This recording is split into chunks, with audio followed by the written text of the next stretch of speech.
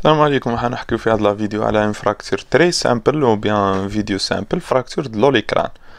Comme définition, c'est une fracture siégeant au-dessus de plans passant par la base du processus coronoïde. Alors, elle est fréquente, c'est une fracture articulaire, fait un risque de raidure généralement parce que c'est une fracture articulaire et on fait l'immobilisation, donc on a un risque de raidure. Donc dans ce cas, on choisit ou bien on favorise le choix chirurgical, par exemple par un obannage, pour permettre la rééducation le plus précoce. Concernant donc le mécanisme, soit un choc direct et qui est le plus fréquent, le coude en flexion et le coude tau. Généralement c'est une fracture transversale ou ça peut être communitive. Mais parfois on a un choc indirect, le coude en extension concernant le mécanisme. Donc le patient consulte pourquoi? Consulte parce que pour son traumatisme de coude, il trouve une impotence fonctionnelle. Cliniquement on a la déformation avec l'œdème parfois, ou parfois des lésions associées cutanées, par exemple une plaie au niveau du coude par rapport au choc direct. On apprécie les repères anatomiques du coude. Quand le triangle de Nélaton, la tête de l'écran, les deux des pointes ou de l'épicondyle externe et interne de l'humérus. Forment un triangle en cas de flexion du coude, qu'une fois de face postérieure, qui dit une extension ou la ligne de Milgain.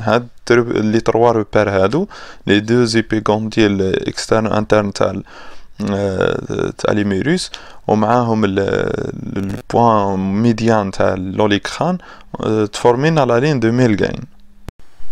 Dans ce cas, on a les déplacements ou bien on a les lésions associées type vasculaire, par exemple. C'est pour ça qu'on cherche le pouls hémoral ou radial. Ou parfois on a des lésions nerveuses, donc on cherche les troubles esthésiques dans le territoire de nerf cubital. Alors, la classification de ces fractures, on a plusieurs classifications. On a la classification de Merle-Daubigny, donc fracture de bec de l'olécrane, est classée en trois parties. Bec de l'olécrane, extra-articulaire simple. Fracture de la partie moyenne, où il y a la plus fréquente, elle est articulaire. Fracture de la base de l'olécrane. Donc, la classification, autre classification, on a beaucoup. Parfois, on trouve l'association de bifocale, donc olécrano-coronoïdienne. On a la fracture de l'olécrane associée au coronoïde. Et selon cette classification, on choisit le bon traitement, mais généralement, le traitement est chirurgical pour avoir le rétablissement de l'appareil extenseur avec une consolidation anatomique par ostéosynthèse qui permet une rééducation précoce. Pour éviter les raideurs. Alors l'ostéosynthèse par obannage, appuyé sur deux broches, un laçage métallique appuyé sur deux broches. Parfois, on utilise le vissage axial, mais généralement, c'est l'obannage qui est le plus utilisé, avec appui sur deux broches.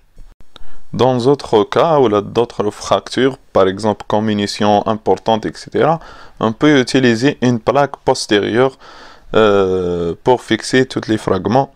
Le traitement, alors, généralement, permet la consolidation en 6 semaines. Mais l'intérêt ou bien l'avantage de ce traitement d'ostéosynthèse permet la rééducation précoce pour éviter les raideurs.